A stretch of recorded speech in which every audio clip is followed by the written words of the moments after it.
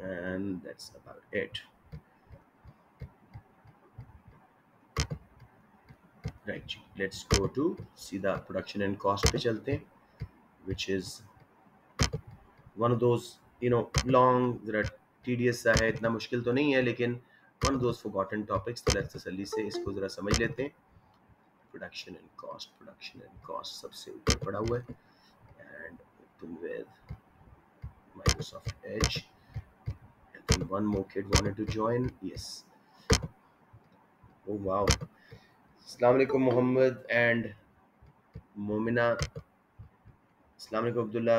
वालेकुम अस्सलाम सर. जी मेरे बच्चों, कैसा हुआ आपका P4? चलें छोड़ते, रिकॉर्डेड क्लास है, नहीं पूछते.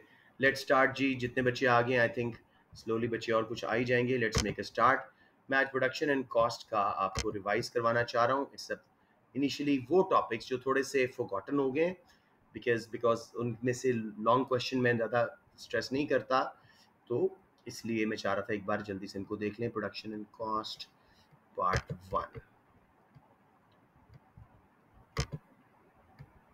हाँ, नो, कुछ गलत हुआ है. ठहरें. प्रोडक्शन एंड कॉस्ट सर पहला डॉक्यूमेंट ये नहीं बेटे, पहला वाला पार्ट 2 है, वो मैंने खोला हुआ है ऑलरेडी. ये है. सो बच्चे अच्छी तरह देख लें जी. Unit 2 production and cost. अब मैंने पहले रेड कलर में बोल्ड में लिखा हुआ है, you only need to memorise definitions and topics slash graphs that are clearly marked essays. आपको बाकियों पे इतनी ज्यादा एफर्ट करने की जरूरत नहीं है. सम कॉमन क्वेश्चंस करवा दूं आपका. मैंने क्या किया है, वीडियो चला दी अपनी. नोट्स, सॉरी, मैंने एक वीडियो चला दी थी अपनी, आई थिंक गलती से. Are you all there? Yes, you there. एक बच्चा बोल दे ताकि मुझे बताओ क्लास ऑन है. Maimuna just say something. जी ठीक है, ओके ओके, वंडरफुल. अच्छी तरह देखिएगा जी. प्रोडक्शन एंड कॉस्ट, कोशिश है आधे ज़्यादा कर लें. Note, you only need to memorize definitions and topics slash graphs that are clearly marked essays. अपना टाइम वेस्ट ना कीजिएगा, स्मार्ट स्टडी कीजिएगा यहाँ पे. The rest of the chapter needs to be learned for concept building and MCQs. Concept building means section A में कोई बात आ जाए, MCQs के लिए of course. Production अभी हमने किया सेक्शन इसमें, आपके AS में भी. Production is a process that converts inputs, यानी factors of production, into outputs, goods and services. Input, process, output. अब क्लियरली मार्क्ड एसेज वाले में आपके देखो शॉर्ट रन एसे का लिखा हुआ है और long run. Momentary and very long run सिर्फ एमसीक्यूज और आइडिया ले लेना. मोमेंट्री रन क्या है जी? Very brief time period where all factor inputs remain fixed and supply remains perfectly inelastic. इतना टाइम भी नहीं कि एक वर्कर हायर कर सको, इतना टाइम भी नहीं कि स्टॉक में से माल निकाल सको. ये है मोमेंट्री रन, चंद घंटे. Short run, it's a time period when at least one factor of production, usually capital, remains fixed. There is not enough time to add new machinery, build a new plant, etc. Long run, a time period when all factors of production become variable. Firm या business can add more labor, capital, land, etc. ये काफ़ी दफ़ा हुआ है. Very long run, कभी कभी बच्चे गलत कर जाते हैं. It is a time period when technology changes. In other words, the methods of production change from basic farming to greenhouse farming वगैरह. From board teaching to online teaching, ये सब वेरी लॉन्ग रन है. जब technology change हो जाए, methods of production change हो जाए. Note देखें जी. In economics time periods are not in terms of actual days, weeks, months and etcetera. It varies from business to business. एक छोटा सा हेयर ड्रेसर एक नई शॉप शायद एक मंथ में बना ले, तो उसका बहुत ब्रीफ सा शॉर्ट रन है, उसका लॉन्ग रन स्टार्ट हो गया. Whereas a nuclear power plant may take years in setting up a new power plant, और अच्छी लेबर आने में भी कई साल लगते हैं, तो उनका शॉर्ट रन बहुत लंबा होगा. सबको क्लियर हो गए टाइम पीरियड्स? कोई क्वेश्चन यहाँ पे? I guess not. Let's move on. Muaz Malik, अस्सलाम वालेकुम बेटे. Let's move on to action functions.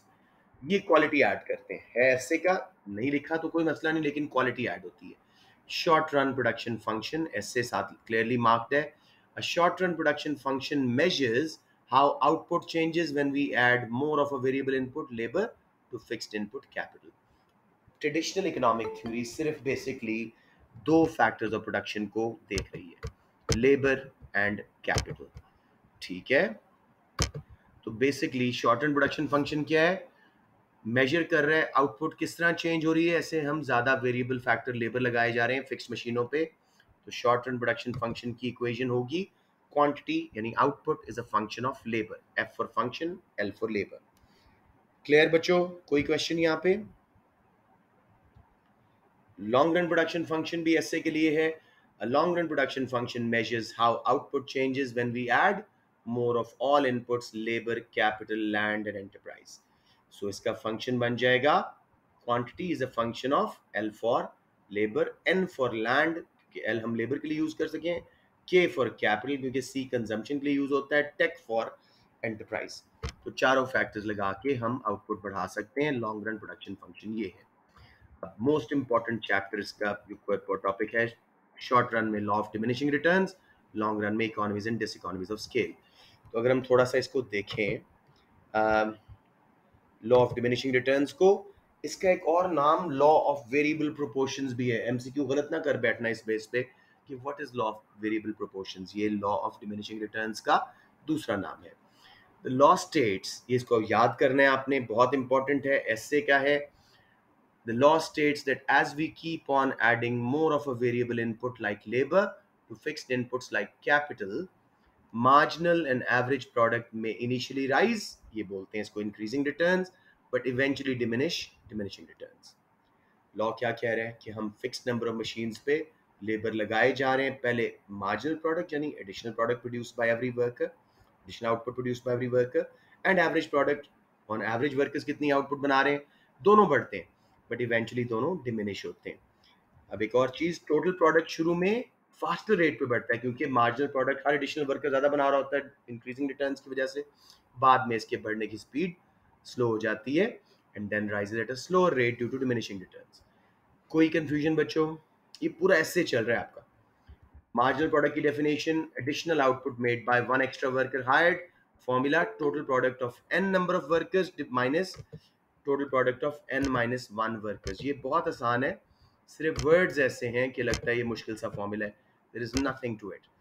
Total product, let's say 10 workers ने मिलके 100 यूनिट्स बनाए हुए थे, ठीक है। 11वां वर्कर लगाया, 110 यूनिट हो गए। तो total product of n number of workers is 110 minus 100, यानी एक वर्कर पीछे 10 यूनिट्स एडिशनल बनाए हैं 11वें वर्कर्स ने। Simply total product made by a number of workers minus total product made by a number of workers minus one workers output। किसी बच्चे को इस फॉर्मूला में मसला आ रहा हो? सर एक बार फिर बता दें। श्योर हमजा, मार्जिनल प्रोडक्ट है additional output produce by every extra worker. हम टोटल में से मार्जिनल कैसे निकालें, आप जरा मुझे बताइएगा। पहला वर्कर लगाया, उसने 10 यूनिट बनाए, what is my marginal product? Sir जो 10 एक्स्ट्रा यूनिट्स, हाँ, और टोटल भी 10 है। अब जब 2 वर्कर्स लगे, टोटल प्रोडक्ट पहुंच गई है 24 पे। How much did the second one add? 24 में से 10 माइनस करोगे ना, 14। ये कॉन्सेप्ट है, ये फॉर्मूला है, समझ आ गया हमजा? जी सर। यस, एवरेज प्रोडक्ट क्या है जी? प्रोडक्टिविटी, बेसिकली आउटपुट पर वर्कर। टोटल प्रोडक्ट को डिवाइड कर दो नंबर ऑफ वर्कर्स से, ये एवरेज प्रोडक्ट आपकी निकल आएगी। जबकि टोटल प्रोडक्ट क्या है? Total output produced by a given factor inputs, labour and capital over a period. तो टोटल प्रोडक्ट में हम मार्जिनल प्रोडक्ट हर वर्कर की जमा करते जाएं, पहले की, दूसरी, फिर तीसरी, फिर जितने वर्कर लगा रहे हो उनकी एमपी जमा करते जाओ तो टोटल प्रोडक्ट बनता जाएगा। ये भी मैं टेबल में कराऊंगा। कोई कंफ्यूजन यहां तक? ये सारा कुछ ऐसे में बाद में आपको करके दिखाऊंगा कैसे आपने सॉल्व करना है। अब जी, in short run, firm cannot add more capital and the variable factor of production is labor. To increase production, firm will add more labor. Initially, every additional worker will add more to the output than the previous one, as workers have easy access to capital.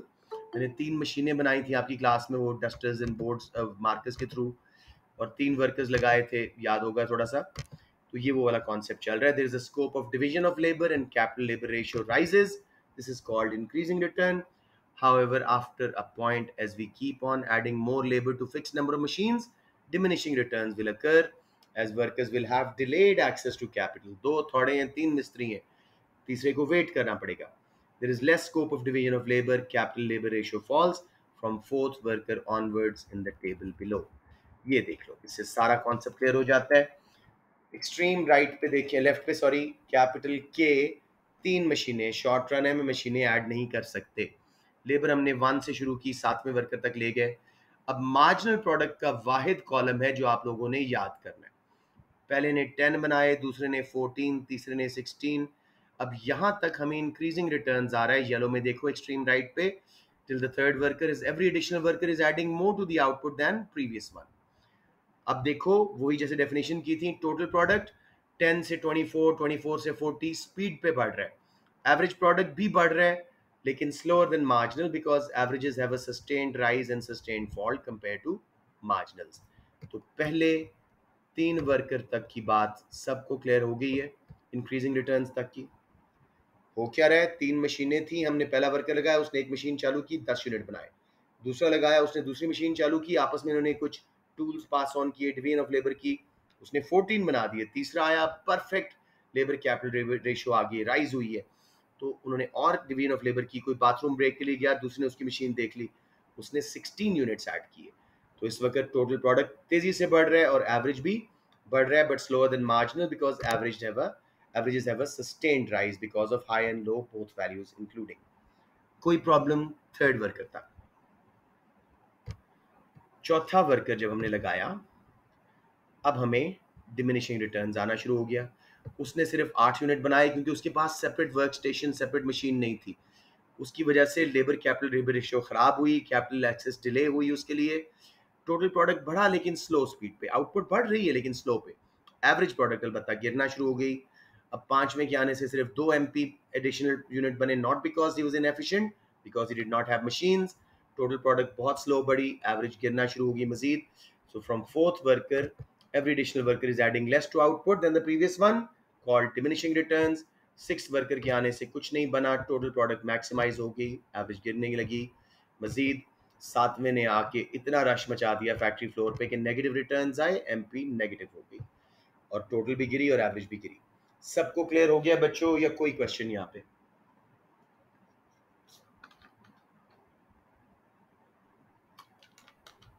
मैं क्यों कह रहा हूँ सिर्फ marginal वाला table याद करने से आपका सारा काम हो जाएगा। ये 10, 14, 6, 8 बस आप यहाँ तक कर लो, 2 तक कर लो, 8 तक कर लो, यहाँ तक भी आप इंक्रीजिंग डिमिनिशिंग रिटर्न दिखा सकते हो। मार्जिनल्स को जमा करते जाओ, 10 प्लस 14 प्लस 16 प्लस 8 टोटल्स बनते जाते हैं।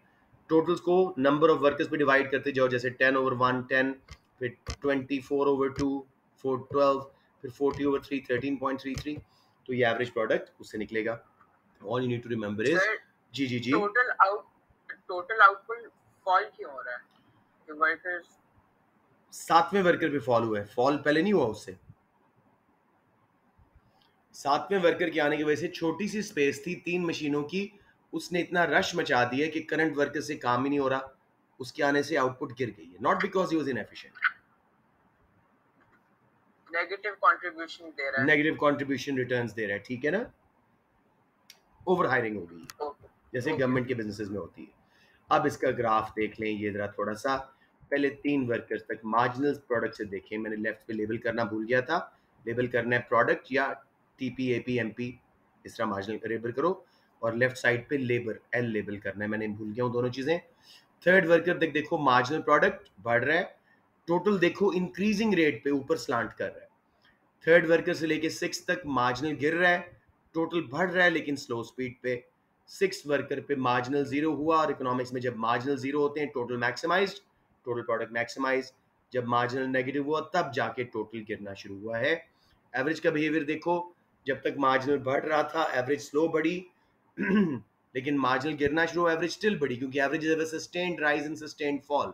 अलबत्ता मार्जिनल प्रोडक्ट जब एवरेज प्रोडक्ट को ऊपर से कट करता है तो उसके बाद एवरेज प्रोडक्ट गिरना शुरू हो जाता है। सब बच्चों को ये रिलेशनशिप समझ आ गया? कोई कंफ्यूजन?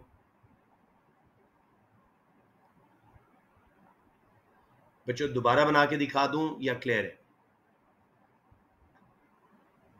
सर एक दफा दोबारा बना के दिखा। Sure sure. आपने टेबल्स इनमें दोबारा देखना है, पहले 3 वर्कर्स तक एमपी बढ़ रहा था, इंक्रीजिंग रिटर्न्स थी, वो दोबारा देखना है या क्लियर है? फिर चौथे वर्कर्स वो देख लेते हैं दोबारा एक बार, ताकि जिन बच्चों को यहाँ प्रॉब्लम आ रहा है वो भी इसको सही कर लें। ये देखो, पहले 3 वर्कर्स तक देखिए मार्जिनल प्रोडक्ट बढ़ रही है, इंक्रीजिंग रिटर्न।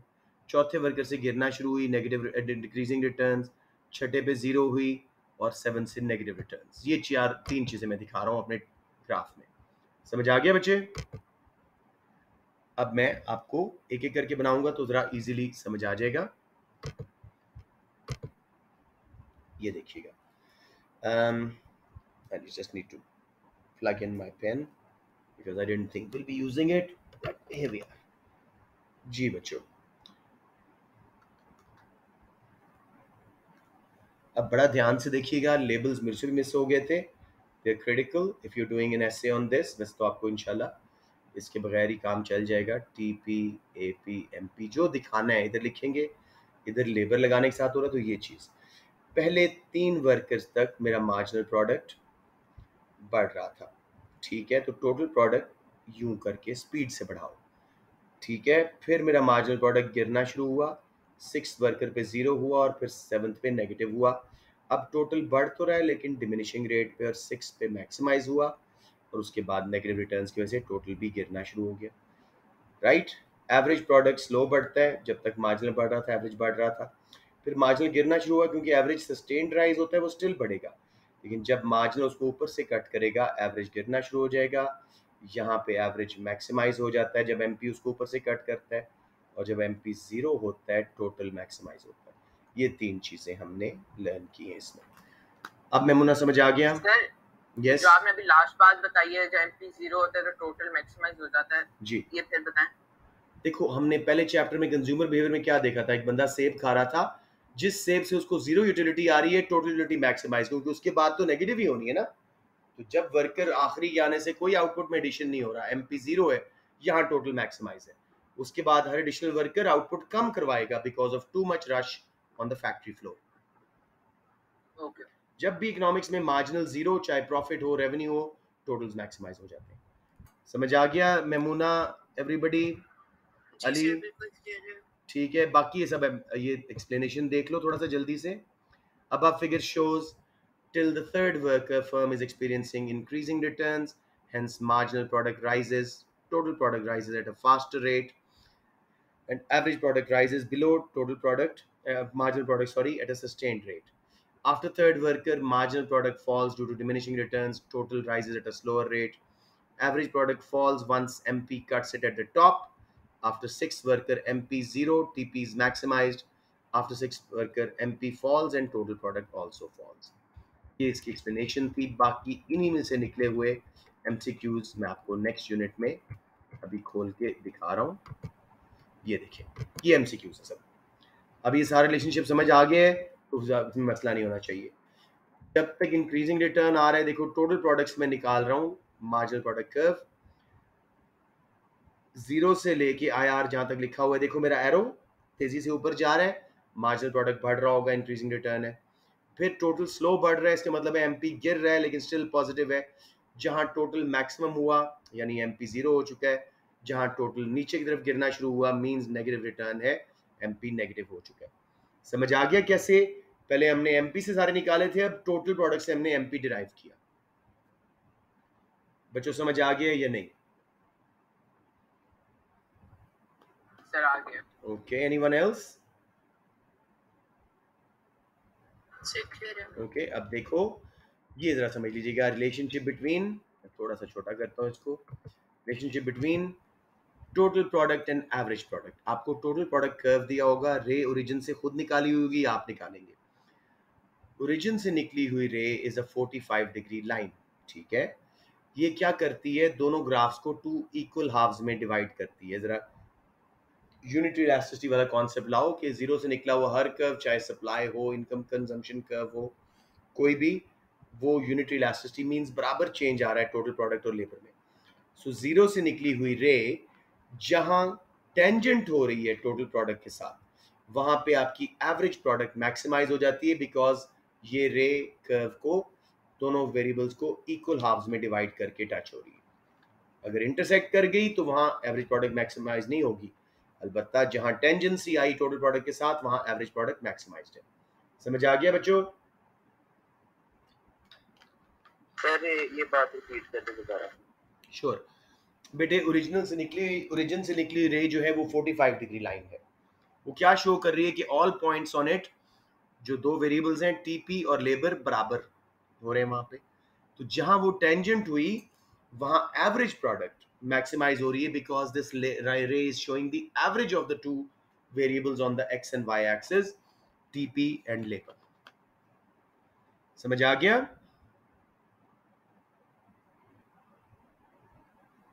मोहम्मद या नहीं? ओके, चलिए इसके ऊपर कुछ एमसीक्यूज अगर टाइम आज बचा मैं आपको करवाऊंगा ताकि आपका कॉन्सेप्ट और क्लियर हो। अब जी एमपी और एपी का रिलेशनशिप, जब तक एमपी बढ़ रहा है एपी भी बढ़ता है, जब तक एमपी उससे ऊपर है एपी बढ़ता रहता है। लेकिन जब एमपी एपी को टॉप से कट करता है एपी मैक्सिमाइज हो जाता है और फिर एपी भी गिरना शुरू होता है, लेकिन नेगेटिव कभी नहीं होगा because average is never going to negative.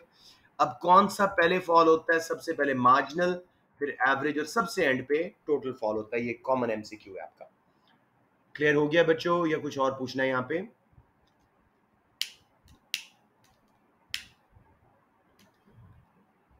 Okay, least cost combination, ये मेरे बेटे मैं आपको बहुत जल्दी में कराऊंगा right at the end, because it's not that important. इस पे ऐसे आया था कोई 12 साल पहले, अलबत्ता एमसीक्यू के लिए मैं आपको बाद में करा दूंगा। शॉर्ट रन कॉस्ट, ये समझे, cost of production mainly MCQs है, लेकिन इसमें हमारा एवरेज कॉस्ट का कर्व, एवरेज वेरिएबल कॉस्ट का कर्व कई जगहों पे यूज होता है, एसेज में भी। सबसे पहले कॉस्ट को डिवाइड करते हैं, एक है इकोनॉमिक कॉस्ट और एक है दूसरी साइड पे देखें एक्सट्रीम राइट पे अकाउंटिंग कॉस्ट। इकोनॉमिक कॉस्ट क्या है जी? अकाउंटेंट तो कहता है सिर्फ expenses, explicit cost, fixed variable, ये सब कॉस्ट हैं। इकोनॉमिस्ट कहता है expenses plus opportunity cost, explicit plus छुपी हुई इम्प्लिसिट कॉस्ट भी। कौन सी दो अपॉर्चुनिटी कॉस्ट शामिल करता है? ओनर्स टाइम यानी वेज फॉर गॉन, जितनी देर ओनर अपना बिजनेस संभाल रहा है, कहीं जॉब करके पैसे कमाता था, उसको वो रिटर्न होनी चाहिए opportunity cost. Owners investment, interest for gone, जो उसने करोड़ों रुपए बीच में इन्वेस्ट किए अगर बैंक में रख देता तो आराम से वो सूद कमाता था, वो गिव अप कर रहा है, उसको भी शामिल होना चाहिए। तो एक्सपेंसेस के साथ साथ दो अपॉर्चुनिटी कॉस्ट भी इकोनॉमिस्ट कहता है शामिल होनी चाहिए, अकाउंटेंट कहता है खाली एक्सपेंसेस। समझ आ गया बच्चों? कोई मसला यहाँ पे? दोनों की कॉस्ट में क्या फर्क है? दो इम्प्लिसिट कॉस्ट का, दो अपॉर्चुनिटी कॉस्ट का। ओनर का टाइम यानी जो वेजेस गिव अप कर रहा है वो बिजनेस में टाइम देके, ओनर की इन्वेस्टमेंट यानी वो जो इंटरेस्ट कमाता था बैंक में रख के उस पैसे से, वो दोनों अपॉर्चुनिटी कॉस्ट शामिल हो जाएंगी तो इकोनॉमिस्ट की कॉस्ट बन जाएगी। सबको क्लियर है? खामोशी मीन्स दैट शॉर्ट रन में हमने 7 टाइप की कॉस्ट पढ़नी है। Fixed, variable, total, average fixed, average variable, marginal. अच्छा 6 हो रही है, 7वीं कौन सी है? एक और होनी चाहिए, चलें शायद मुझे भूल रहा होगा, 3 3 6 है। ठीक है जी। Fixed cost are very easy, these are the costs that do not change with the level of output in short run। Long run में नया रेंट देना पड़ता है, नई फैक्ट्री लगानी पड़ती है, तब वो चेंज होती हैं। दे हैव टू पे be paid even when nothing is produced. देखो कॉस्ट लेफ्ट साइड पे लेबल है, आउटपुट एक्स एक्सिस पे। फिक्स कॉस्ट $10,000 कांस्टेंट है, कुछ नहीं भी बनाया तो रेंट देना है, तो रेंट, इंश्योरेंस ऑफ प्रेमिसेस, इस तरह की चीज़ें फिक्स्ड कॉस्ट में आ जाती हैं। सबको क्लियर हो गया? ओके जी। ये वेरिएबल कॉस्ट है, थोड़ी सी अकाउंट से फर्क है। वेरिएबल कॉस्ट हैं, दे change directly with the level of output. For example direct materials, direct labour, her unit पे जो वेरिएबल कॉस्ट लग रही है, रॉ मटेरियल्स, वेजेस वगैरह, डायरेक्ट लेबर, डायरेक्ट मटेरियल्स, वो वेरिएबल कॉस्ट है। अकाउंटिंग में हम सीधा बनाते हैं इसको, लेकिन इकोनॉमिक्स में इंक्रीजिंग रिटर्न जब तक आ रहे हैं वेरिएबल कॉस्ट स्लो बढ़ रही है, क्योंकि हर एडिशनल वर्कर पहले से ज़्यादा स्पीड में काम कर रहा है और वेज वही है। बाद में जब डिमिनिशिंग रिटर्न्स आता है, वेज वही है और वो कम चीजें बना रहा है, तो वेरिएबल कॉस्ट तेजी से बढ़ती है। सो आउटपुट ओ क्यू तक इंक्रीजिंग रिटर्न्स है, इसलिए वेरिएबल कॉस्ट बढ़ तो रही है लेकिन स्लो, बाद में तेज बढ़ रही है, डिमिनिशिंग रिटर्न सेट इन हो गया। सबको क्लियर हो गया? Okay, total cost sum of both fixed and variable cost है, जीरो से स्टार्ट नहीं होगा। फिक्स कॉस्ट पे करनी पड़ती है जब कुछ भी नहीं बनाना, उसके बाद वेरिएबल कॉस्ट ऐड होती है तो टोटल कॉस्ट बन जाता है। शेप इसकी भी इंक्रीजिंग एंड डिमिनिशिंग रिटर्न्स की वजह से पहले स्लो बढ़ रही है और फिर तेजी से बढ़ रही है। ऑल क्लियर बच्चों? इन तीनों में कोई मसला? Fixed cost will always be a straight line in short run because they have to be paid when nothing is produced, and with output इसका चेंज नहीं हो रहा, एक रेंट दे दिया है साल का, अब जितनी मर्जी आउटपुट बनाते जाओ, वही $10,000 है। वेरिएबल कॉस्ट पहले स्लो बढ़ती है बिकॉज ऑफ इंक्रीजिंग रिटर्न्स, और फिर तेज बढ़ती है because of diminishing returns. Examples are direct material, direct labour. Total cost दोनों का सम है, वेरिएबल प्लस फिक्स्ड। जीरो से क्यों नहीं स्टार्ट हो रही, वहां पे वेरिएबल कॉस्ट, वहां पे फिक्स्ड कॉस्ट है, उसके बाद वेरिएबल ऐड हुई, पहले स्लो बढ़ी इंक्रीजिंग रिटर्न्स, और फिर डिमिनिशिंग रिटर्न्स की वजह से तेज बढ़ी। तो ये देख लें अब इकट्ठा रिलेशनशिप, वेरिएबल कॉस्ट ओरिजिन से स्टार्ट होगी, ठीक है, पहले स्लो बढ़ेगी इंक्रीजिंग रिटर्न्स आउटपुट क्यू तक, फिर डिमिनिशिंग रिटर्न्स की वजह से तेज बढ़ेगी। टोटल कॉस्ट ओरिजिन से नहीं, फिक्स कॉस्ट से स्टार्ट होगी, कुछ नहीं भी बनाया तो वो पे करनी है, पहले स्लो बढ़ी इंक्रीजिंग रिटर्न्स, बाद में तेज बढ़ी diminishing returns. Vertical distance between variable cost and total cost is always fixed cost, क्योंकि variable plus fixed are total cost. समझ आ गया मेरे बच्चों? अब मैं आपसे एक क्वेश्चन पूछता हूँ फॉर एन एमसीक्यू। एक एयरलाइन ने नया जेट लाइनर, एक प्लेन खरीदा है, ठीक है, अब वो रोज जब फ्लाइट चलती है तो उसमें फ्यूल डालते हैं, उसको मेंटेनेंस करते हैं। जो उन्होंने जेट लाइनर खरीदा था वो फिक्स्ड कॉस्ट थी या वेरिएबल थी?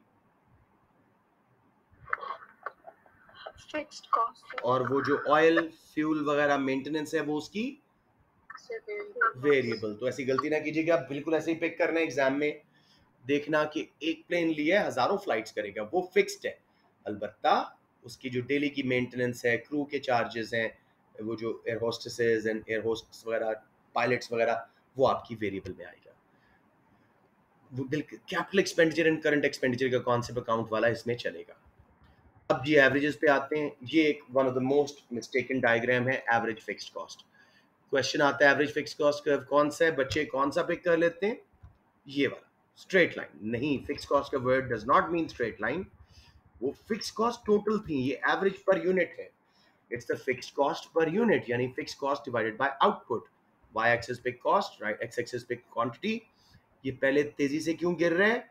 बिकॉज हर एडिशनल आउटपुट बनने से फिक्स्ड कॉस्ट जल्दी से डिवाइड होती हैं, और बाद में उनके डिवाइड होने का इम्पैक्ट स्लो हो जाता है। For example, let's say we are in a room rented for 10,000 rupees, पहला बच्चा आई मेमूना, फिक्स कॉस्ट मेरी 10 है, एक बच्चा मेरी आउटपुट है 10,000 ओवर 10,000 पूरी एवरेज फिक्स कॉस्ट मेमूना है। फिर मोहम्मद बिन शफीक आए हैं, मोहम्मद बिन अजहर, मोहम्मद बिन उजैर, दूसरा बच्चा आया 10,000 ओवर 2, सीधा मर्जी है बेटे वो दूसरा भी है ना, मोहम्मद बिन शफीक भी है, क्या करूं, सॉरी, ठीक है। उसके बाद मोहम्मद आए हैं, 2 पे डिवाइड हुई 5,000 पे सीधी आ गई। रिदा आई 3 पे डिवाइड हुआ 3,333। इंशाल आए हैं 4 पे डिवाइड हुआ 2,500। देखा पहला 10 फिर 5 फिर 3.5 3,333 पे 2,500। जब 100वां स्टूडेंट आएगा सिर्फ $100 का फर्क पड़ेगा, इसलिए शुरू में तेजी से गिरती है और बाद में इसके डिमिनिश होने का इफेक्ट कम हो जाता है। क्लियर हो गया मेरे बेटा? सो एवरेज फिक्स्ड कॉस्ट थोड़ा सा हाइपर बोला, एल शेप का कर्व होगा, हमेशा गिरती रहेगी ये, पहले तेजी से और फिर स्लो। All clear? सबको क्लियर है? Okay. Average variable cost, it's a variable cost per unit of output. जब भी एवरेज निकालनी है उस वेरिएबल को आउटपुट से डिवाइड करो, total variable cost divided by output. पहले ये गिर रही है इंक्रीजिंग रिटर्न्स की वजह से, फिर मिनिमाइज हुई, फिर बढ़ना शुरू होगी डिमिनिशिंग रिटर्न्स की वजह से, राइट? एवरेज टोटल कॉस्ट, इसमें एवरेज वेरिएबल और टोटल दोनों, वेरिएबल और एवरेज फिक्स कॉस्ट दोनों शामिल हैं। Per unit of output cost है, total cost divided by output इसका फॉर्मूला। पहले गिर रही है इंक्रीजिंग रिटर्न्स की वजह से और फिर बढ़ रही है डिमिनिशिंग रिटर्न्स की वजह से। Relationship between average cost, average variable cost and average fixed cost, थोड़ा सा इसमें जरा आपको जरा जोर लगाना पड़ेगा। एवरेज कॉस्ट यू शेप सबसे ऊपर है, उसके नीचे है एवरेज वेरिएबल कॉस्ट। पहले इनका गैप बहुत ज्यादा है, इनका गैप हमेशा क्या होगा? Average fixed cost. बाद में वो गैप मिनिमाइज हो रहा है, ठीक है। वजह, शुरू में एवरेज फिक्स्ड कॉस्ट तेजी से गिर रही है, इसलिए gap between average cost and average variable cost, average fixed cost is greater. बाद में एवरेज फिक्स्ड कॉस्ट के गिरने का इफेक्ट डिमिनिश हो रहा है, तो ये दोनों कर्व क्लोज आना शुरू हो गए क्योंकि एवरेज फिक्स्ड कॉस्ट का एरिया छोटा हो रहा है। बच्चों समझ आया ये कि नहीं? इट्स अ टिपिकल, ऐसे sorry, it's a critical concept for MCQs and somehow for essays as well. बता दें मुझे? नहीं आया। ओके। एवरेज कॉस्ट क्या होती है Mohammad? Average variable cost plus average fix cost, दो ही हिस्से ना उसके। Yes sir. तो अगर एवरेज कॉस्ट और एवरेज वेरिएबल कॉस्ट कर्व लगाया जाए, बीच का distance will always be average fixed cost किसी भी पॉइंट पे। ये बात समझ रहे हो? Yes sir. शुरू में देखो एवरेज फिक्स्ड कॉस्ट बड़ी जल्दी से गिर रहा है, तो इसलिए एवरेज कॉस्ट और एवरेज वेरिएबल कॉस्ट में डिस्टेंस ज्यादा है, क्योंकि एवरेज फिक्स्ड कॉस्ट का इलाका बड़ा है। बाद में एवरेज फिक्स्ड कॉस्ट बहुत स्लो गिर रहा है, जैसे हमने उस स्टूडेंट्स की एग्जांपल की थी एकेडमी की, इसलिए दोनों में गैप कम होना शुरू हो गया, क्योंकि अब एवरेज फिक्स्ड कॉस्ट बहुत यस सर, स्लो आगे है। आगे चलो। यस, आगे। इजी था, बस कॉन्सेप्ट आना चाहिए था। सबको क्लियर हो गया बच्चों? जैसे वो मोहम्मद ने पूछ लिया, सबको क्लियर है? Alrighty, let's move on to, ये इसमें सारा एक्सप्लेनेशन है, पढ़ लीजिएगा।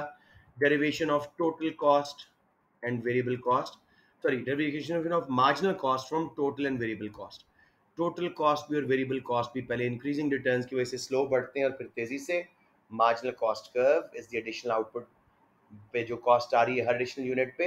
जब तक इंक्रीजिंग रिटर्न है, मार्जिनल कॉस्ट गिर रहा है और बाद में बढ़ रहा है। तो जब तक टोटल कॉस्ट स्लो बढ़ रहा है, मार्जिनल कॉस्ट गिर रहा है। जब तक वेरिएबल कॉस्ट स्लो बढ़ रही है, मार्जिनल कॉस्ट गिर रही है।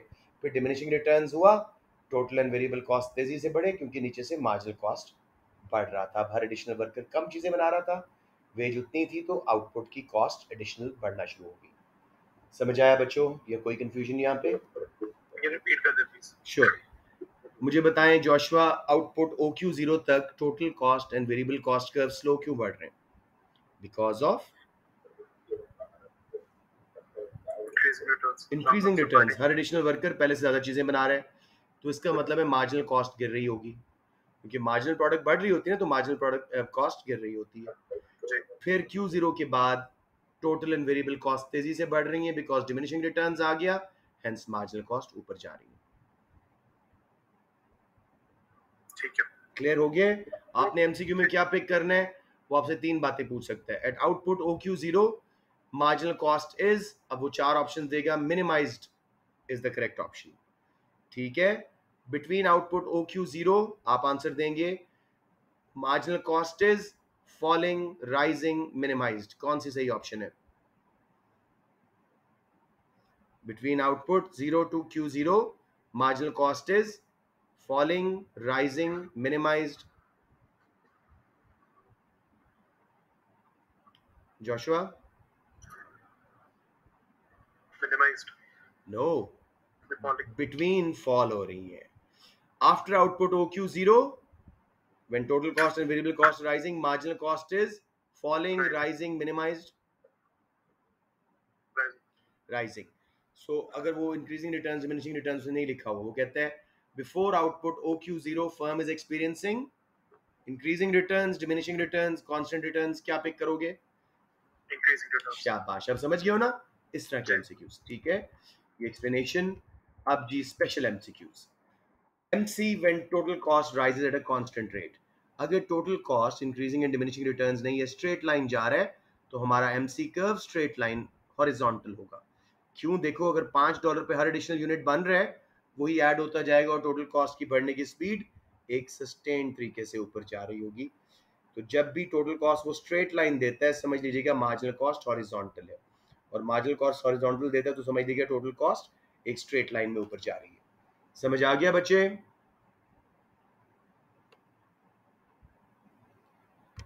Anyone struggling here? अब ये बहुत इंपॉर्टेंट है, इस पे एमसीक्यू भी आते हैं। अगला वाला ऐसे का आपने बहुत अच्छा समझना है। अब ये क्या हो रहा है, एमसी कर्व का रिलेशनशिप हम देख रहे हैं एसी और एवीसी के साथ। एमसी एवरेज कॉस्ट कर्व को भी और पहले एवीसी को भी लोएस्ट पॉइंट पे कट करता है। Q0 पे उसने एवीसी को कट किया लोएस्ट पॉइंट पे, फिर एसी को कट किया Q1 पे लोएस्ट पॉइंट पे। अब यहाँ पे मैं एक एमसीक्यू पूछ रहा हूँ, मुझे बताइएगा, लेट्स से इंशाल कि when MC is equal to AVC, what is happening to average cost? Is it falling, is it rising, or is it minimized? जब MC AVC के बराबर है आउटपुट Q0 पे, एवरेज कॉस्ट क्या कर रही है बेटे? गिर रही है, बढ़ रही है, या मिनिमाइज्ड हो चुकी है?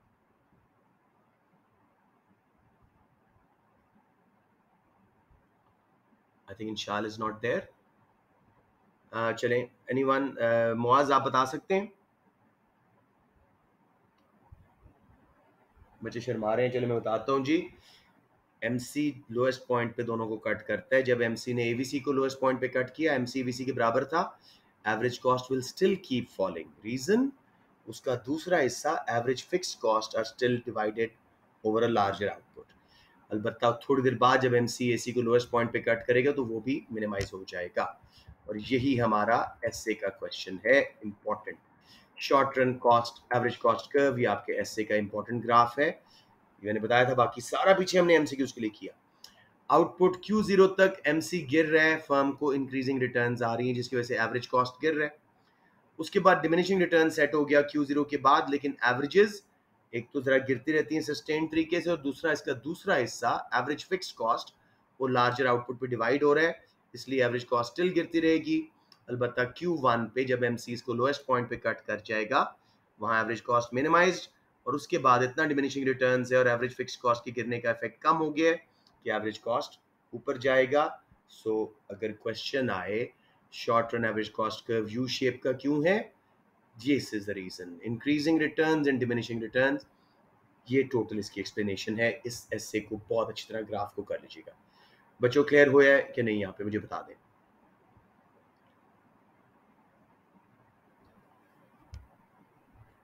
चलिए, इसमें हमने एंड पे क्वेश्चन दोबारा करना है। लॉन्ग रन एवरेज कॉस्ट बहुत आसान है, ये भी ऐसे का पार्ट है। Long run is a period when all factors of production are variable. Long run average cost curve is subject to economies and diseconomies of scale. उसकी यू शेप क्यों है? Economies and diseconomies of scale की वजह से। Economies of scale internal भी हो सकती हैं, which are average cost of a business falls due to increase in size of firm itself. Business larger scale पे प्रोड्यूस हो रही है, लार्ज हो रही है, उसको कई तरह की बचतें मिलेंगी, एवरेज कॉस्ट गिरेगी। External are due to increase in size of industry the firm is in, इसको हम बाद में देखेंगे। इंटरनल इकोनॉमीज को देखते हैं। Number 1, financial economies. एक बिजनेस बड़ा हुआ, उसको बैंक्स बड़ा लो रेट पे और आसानी से लोन दे देते हैं बिकॉज उनकी क्रेडिबिलिटी, पे बैक बड़ा कंफर्म है, वो अपने सिक्योरिटी एसेट्स कोलैटरल के तौर पे बैंक्स को दे सकते हैं। So banks are willing to lend to large businesses at a very low markup, very low interest rate because of their credibility. पहली बचत उनको लोन लेने में फाइनेंशियल इकोनॉमीज। सबको क्लियर है ये? फिर जी managerial economies. Large firm specialist managers hire कर सकते हैं, अकाउंटेंट के, HRs, economist, sales managers, production managers.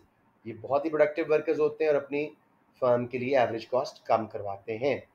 दूसरी इकोनॉमी ये हो गई रिस्क बेयरिंग। थर्ड इकोनॉमी है बिजनेस लार्ज हुआ, वाइड रेंज ऑफ प्रोडक्ट्स बना रहा है, कई मार्केट्स में ऑपरेट कर रहा है, उसका रिस्क ऑफ फेलियर बहुत हद तक कम हो जाता है। जैसे Nestle has over 1300 products is operating in more than 100 countries।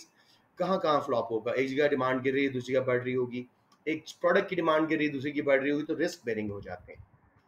Number 4, technical economies. Large firm can afford latest capital equipment, technology वगैरह such as flow line, computer aided designing, computer aided manufacturing, तो उनको large output थोड़ी देर में बनाने में, lower cost पे बनाने में मदद मिलती है। फिक्स्ड कॉस्ट बढ़ती है लेकिन एवरेज कॉस्ट कम होती है। और economies of scale are fall in average cost due to increase in size of firm itself। internal economies हम पढ़ रहे हैं। सबको समझ आ रहा है मेरे साथ बच्चों? बता दो, बिजनेस में भी आप लोग पढ़ते हो ये, कोई कंफ्यूजन तो नहीं है? ओके, मार्केटिंग इकोनॉमीज आखिरी जी। Large firms can save on marketing, sales and distribution cost. Number 1, bulk buying discounts on raw materials and components. इतनी लार्ज क्वांटिटी में खरीदते हैं रॉ मटेरियल्स, मशीनें, कंपोनेंट्स वगैरह के, उनको डिस्काउंट्स मिलते हैं। सेकेंडली, उनकी advertisement cost number of sales पे डिवाइड हो जाती है। इतनी नंबर ऑफ सेल्स ज़्यादा होती हैं कि बहुत महंगा ऐड भी, करोड़ों सेल्स हैं, लाखों सेल्स हैं, तो वो बहुत पर यूनिट एडवर्टाइजमेंट कॉस्ट बहुत कम हो गई। फिर इनको थर्ड पार्टी से ट्रक्स वगैरह, डाले वगैरह नहीं लेने पड़ते, they have their own vehicles, तो उनकी डिस्ट्रीब्यूशन कॉस्ट गिरती है। अगेन फिक्स कॉस्ट बढ़ेंगी लेकिन एवरेज कॉस्ट की हम बात कर रहे हैं। अब ये ग्राफ अच्छी तरह समझिएगा। वाई एक्सिस पे कॉस्ट, एक्स एक्सिस पे क्वांटिटी यानी आउटपुट। एक लॉन्ग रन के अंदर कई शॉर्ट रन है। देखो short run average cost 0, short run average cost 1 and 2। ये नीचे क्यों आए जा रहे हैं? जब भी ये short run average cost diminishing returns की वजह से ऊपर जाने लगता है, फर्म मजीद कैपिटल ऐड कर देती है, नया प्लांट बना देती है, अगेन लेबर कैपिटल रेशियो अच्छी हो जाती है और इकोनॉमीज ऑफ स्केल की वजह से ये नीचे आता रहता है। ये एक्सप्लेनेशन इसकी नीचे कोई कंफ्यूजन इस ग्राफ में? दोबारा बता दूं? Okay, internal diseconomies of scale दो ही हैं जी. What are diseconomies of scale? Rise in average cost as a result of business becoming too large. अब मैनेज करना उसको मुश्किल हो रहा है, एवरेज कॉस्ट बढ़ रही है. These can be internal and external. Internal are due to increase in the size of firm itself, and external due to increase in the size of industry the firm is in. Labor diseconomies. Labour large firm में bore हो जाती है, demotivated, क्योंकि repetitive task हैं, वही division of labour, रोज एक ही काम है. इसकी वजह से fall in moral, productivity, average cost बढ़ना शुरू हो जाती है. फिर लार्ज फर्म्स में इतने वर्कर्स हैं कि ट्रेड यूनियंस बन जाती हैं, which negotiate for better wages and higher working conditions, collective bargaining करती हैं, उससे भी कॉस्ट बढ़ती है. प्रोसेसेस इतने लार्ज एंड कॉम्प्लेक्स हैं कि वर्कर्स को अपनी इंपॉर्टेंस फील नहीं होती, उनका रोल इतना इंपॉर्टेंट नहीं होता, लिहाजा दे फील एलिनेटेड, अनइम्पॉर्टेंट. उससे भी डिमोटिवेशन और प्रोडक्टिविटी की कमी. 3 वजहों से एवरेज कॉस्ट बढ़ी, लेबर डिसइकोनॉमीज. वर्कर्स को असल में मॉनिटर करना मुश्किल हो रहा है, ठीक है. फिर मैनेजरियल डिसइकोनॉमीज, कोऑर्डिनेशन प्रॉब्लम्स. इतनी large geographical and departmental setup था, hundreds of departments, thousands of branches, तो डिलेज हो रही हैं कम्युनिकेशन में, वेस्टेजेस हो रही हैं, कॉस्ट बढ़ रही है. Communication problems, chains of command, ऊपर कहीं बैठा हुआ है सीईओ और फिर डायरेक्टर्स, मैनेजर्स, इतनी लाइंस हैं कि नीचे आते तक मैसेज की शक्ल बदल जाती है, वेस्टेजेस होती हैं. तो अब long run average cost curve ऊपर जाना शुरू हो जाता है. Despite adding more capital, capital labour ratio ideal है, लीस्ट कॉस्ट है, लेकिन businesses become so large to manage कि long run average cost curve ऊपर तरफ जाएगा. अब इसको इकट्ठा कर दें, ये आपका मेन ग्राफ है, टाइम ना हो तो इकट्ठा बना दें. वैसे आई वुड रिकमेंड कि आप इस क्वेश्चन की बजाय दूसरे वाले कीजिएगा, ये कर लें तो बहुत अच्छी बात है, आसान है. अब देखो, जीरो से लेके MES तक, इसको बोलते हैं मिनिमम एफिशिएंट स्केल. हमारी एवरेज कॉस्ट नीचे जा रही थी, इसको बोल रहे हैं इनको इकोनॉमीज ऑफ स्केल. हम नया कैपिटल ऐड किए जा रहे हैं, बल्क बाइंग डिस्काउंट्स मिल रहे हैं, टेक्निकल इकोनॉमीज, मैनेजरियल सब मिल रही हैं. MES lowest point on long run average. Minimum efficiency होगा. मैं इसको बोलता हूँ मिनिमम, वही बता रहा हूँ, मिनिमम एफिशिएंट स्केल इज जब आपने इकोनॉमीज ऑफ स्केल ले ली, दिस इकोनॉमीज अवॉइड कर ली, long run average cost curve का लोएस्ट पॉइंट ऑफ कॉस्ट. तो ये मोस्ट एफिशिएंट होगा, मतलब आइडियल यही है, एफिशिएंट ये सारे पॉइंट्स हैं. Long run average cost curve में लेबर कैपिटल की रेशियो आइडियल है, मसला economies and diseconomies of scale है. Yes, firms would like to stop production at MES की लीस्ट कॉस्ट पे बनाएं, लेकिन डिस इकोनॉमीज ऑफ स्केल उसके बाद आ सकती हैं, तो firms will try to not expand that much. समझ आ गया मोहम्मद? Yes sir. अब इसकी एक्सप्लेनेशन देख लें. As seen in the figure, long run average cost curve slopes down due to economies and slopes up due to diseconomies of scale. Minimum efficient scale is the ideal where long run average cost is at the lowest point. Economies ले ली, diseconomies avoid कर ली.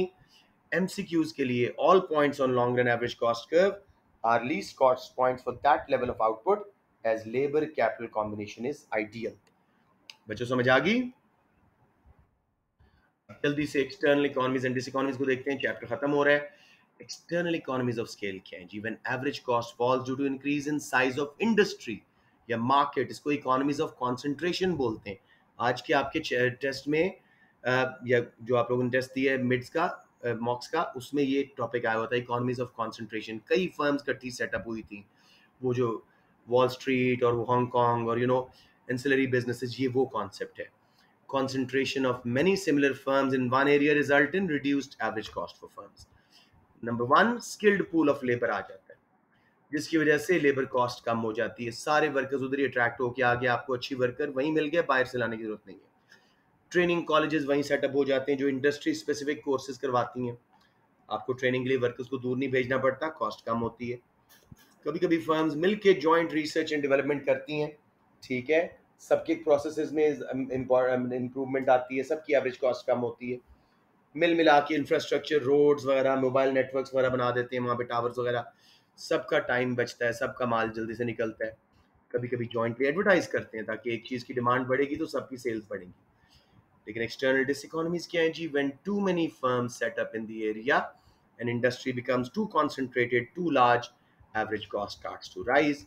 वही transport companies, raw material वाले, वहाँ पे ancillary business जो साथ साथ आ गए थे, अब उन्होंने अपने रेट्स बढ़ा दिए, क्योंकि उनको लगा भाई बहुत फर्म्स हैं तो डिमांड ज़्यादा है, लेबर की शॉर्टेज हुई, उन्होंने अपनी वेजेस बढ़ा दी, ट्रेड यूनियंस बना ली।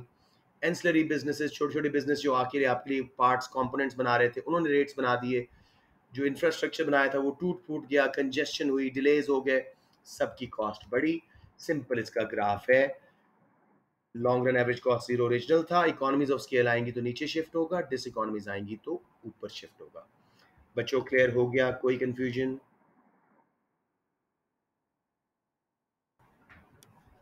आखिरी टॉपिक जी, small firms, reason why small firms remain small, some firms remain small, या reasons for small firm survival, why some businesses prefer to remain small. जो भी एंगल, यही आंसर है।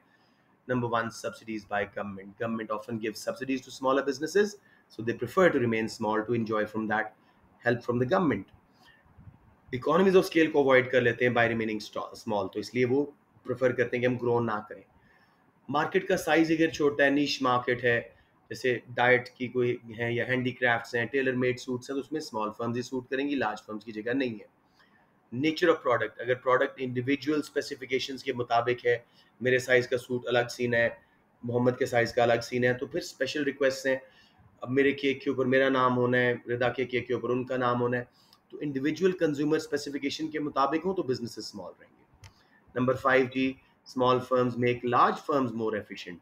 स्मॉल फर्म्स एंसिलरी बिजनेसेस आपके लिए छोटे छोटे नट्स बोल्ट्स टूल्स वगैरह बनाते हैं, जिसकी वजह से लार्ज फर्म्स को सर्वाइव करने में और ग्रो करने में मदद मिलती है। तो इसलिए small firms are a need for large firms. Owners objective, owner खुद ही नहीं चाहता मेरा बिजनेस बड़ा हो, लेजर टाइम रखना चाह रहा है, फैमिली के साथ रहना चाह रहा है, तो उस केस में बिजनेस स्मॉल रहेगा। सो बेसिकली एक बार फिर, क्यों छोटे बिजनेस सर्वाइव करते हैं या सक्सेसफुल होते हैं?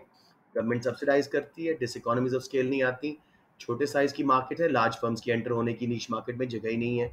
नेचर प्रोडक्ट ऐसी है कि हर इंडिविजुअल कंज्यूमर की रिक्वेस्ट के मुताबिक मेड टू मेजर सूट्स हैं, birthday cakes designed according to customised requirements, large firms नहीं कर सकेंगी।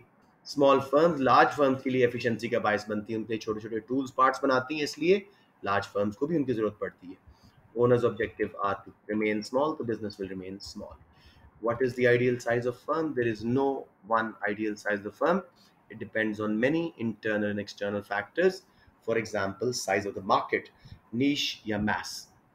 Mass market है तो बड़ी firm चाहिए, niche market है छोटी firm चाहिए। Nature of the product, general requirement mass product है या specific consumer demand के मुताबिक, specific है तो small firms चाहिए, general है तो large firms। Size of minimum efficient scale, थोड़ी सी आउटपुट बनाने पे अगर मिनिमम एफिशिएंट स्केल आ रहा है तो छोटी फर्म्स होना ज़रूरी है, लेकिन लार्ज आउटपुट पे जैसे गाड़ियों वगैरह में हो रहा है तो फिर लार्ज फर्म्स होना ज़रूरी है। आपके ये दो कॉमन क्वेश्चन है, इसका मैंने स्केच दे दिया, पूरा आज हमने पढ़ लिया है। Discuss why both short run average cost curve and long run average cost curves are drawn in a U shape. Discuss if there's diminishing returns, economies of scale are not possible. दोनों का similar answer है। Level 1 के लिए आपने short run long run को define करना है, average cost को डिफाइन करना है। पहले शॉर्ट रन प्रोडक्शन फंक्शन बता दीजिएगा, quantity is a function of labour, फिर लॉ ऑफ डिमिनिशिंग रिटर्न्स पूरा डिटेल में as we keep on adding variable factor labour to fix factor machines, capital, initially marginal average product rise and total product rises fast, but eventually MPAP diminish and total product rises slow. वही table जहाँ पे 3 workers तक increasing return था, फिर diminishing, फिर उसी के graph, फिर short run average cost curve जो ऐसे वाला है। ये आपका फर्स्ट हाफ हो गया। दूसरे हाफ के लिए economies and diseconomies of scale, आपने इंटरनल डिटेल में, एक्सटर्नल को बड़ा ब्रीफली बताना है। 3 ग्राफ्स बनाने हैं, economies of scale, diseconomies of scale और फिर इकट्ठा। Conclusion, as seen above, short run average cost curve is U-shaped due to increasing and diminishing returns to variable inputs, and long run average cost curve is U-shaped due to economies and diseconomies of scale. बच्चों हिम्मत है तो दोबारा ये सारा answer दिखा दूं या समझ आ गई?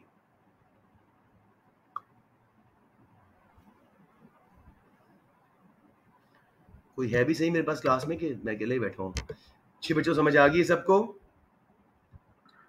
जी सर आ गई है। ओके फाहा, थैंक यू जी। बाकी बच्चे क्लियर है सबको? जी जी। कुछ एमसीक्यूज करवा दूं या you guys are tired and want to go to sleep now? What? Sorry, सोने लगे हैं? चलो गुड हो गया, ठीक है। ये रिकॉर्डिंग मैं लगा दूंगा। हाँ बेटे कल नहीं होगा, असल में वो लकास की छुट्टी हुई तो मैं जरा स्लो हो गया था, और आपके पेपर्स बहुत सारे मैंने चेक करने हैं, तो मोस्ट प्रॉब्ली थर्सडे तक मैं लाऊंगा आपके पास, ठीक है।